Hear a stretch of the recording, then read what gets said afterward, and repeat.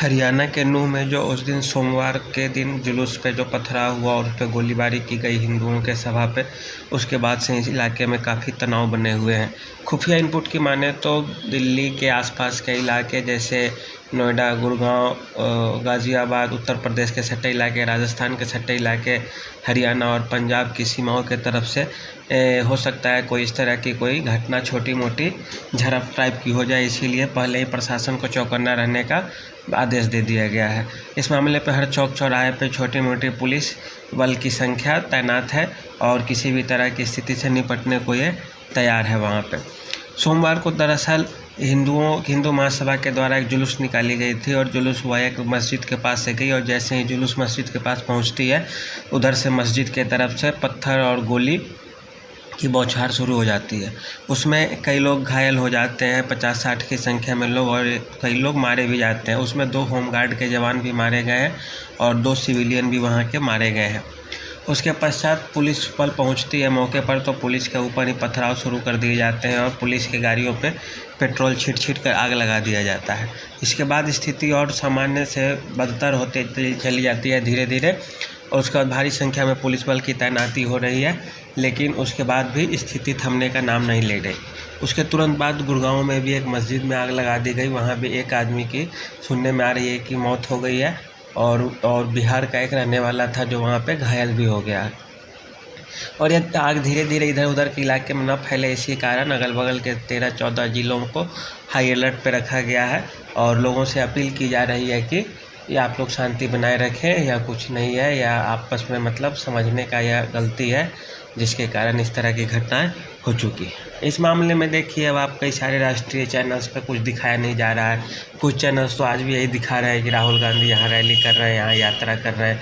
कुछ चैनल्स है जो छोटा मोटा दिखा दे। कई जो पत्रकार है जो अपने आप को बताते हैं कि हम बहुत ईमानदार हैं, ईमानदार होने का दावा करते हैं, जिनमें 1-2 को तो आप लोग भी जानते होंगे, नाम हम क्यों लें उनका, तो उनका भी देखिए स्टेटमेंट, वो इस मामले पे कुछ स्टेटमेंट नहीं देंगे, ना आपसे कोई बात करेंगे, ना इस पे कोई विचार रखेंगे किसकी गलती है किसकी गलती नहीं।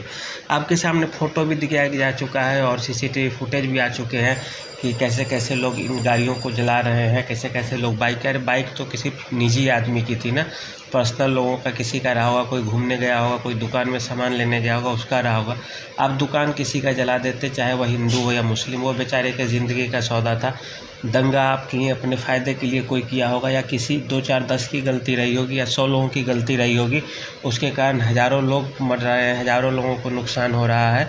इसकी भरपाई कौन करेगा? अगर ये कोई दिमाग में अपने नहीं रखता है तो इसका मतलब वह या तो खुद कंगाल है जो दूसरे की बात को नहीं समझ सकता है, और नहीं तो उसका इरादा गलत था और उसके ऊपर देशद्रोह का चार्ज लगाया जाना चाहिए।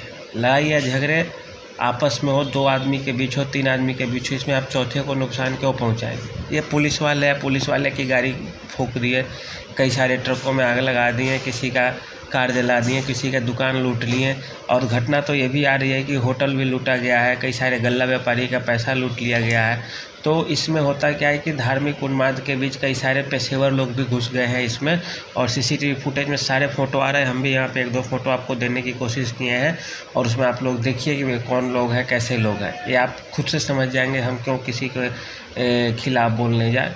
तो ये आप लोग देखिए, और इस समय देखिए जो चाटू मीडिया होती है जो हमेशा हंगामा करते हैं कि कोई बिक गया है, कोई मीडिया बिक गई है, गोदी मीडिया है, तो गोदी मीडिया तो दिखा भी दी है मानिए, लेकिन ये चाटू मीडिया वाले चाटू जो चाटते रहते हैं हमेशा, वो आज तक कुछ नहीं दिखा रहे हैं और कहीं पे कुछ नहीं बता रहे हैं किसी को, लोगों को भी गुमराह कर रहे हैं। और एक और बड़ी खबर है कि आज हरियाणा के मानेसर में हिंदू महासभा के द्वारा एक आहूत बुलाया गया है, एक मीटिंग बुलाई गई है, उसी में फैसला होगा कि कैसे कैसे आगे क्या करना है। इसमें एक मोनू मानेसर नाम के लड़के का नाम आ रहा है कि वो राजस्थान का है, वो हरियाणा आया, तो भाई राजस्थान का है तो हरियाणा क्यों नहीं आ सकता? वो चीन से नेपाल तो जाना नहीं है उसे, या दूसरे देश जाना नहीं है, हमारा देश, हम कहीं भी घूमें।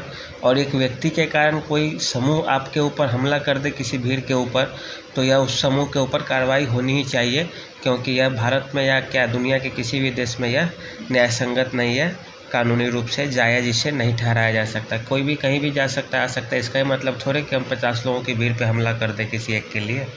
तो यही है, आप लोग देखिए मीडिया का क्या हाल है भारत में हमारे। धन्यवाद।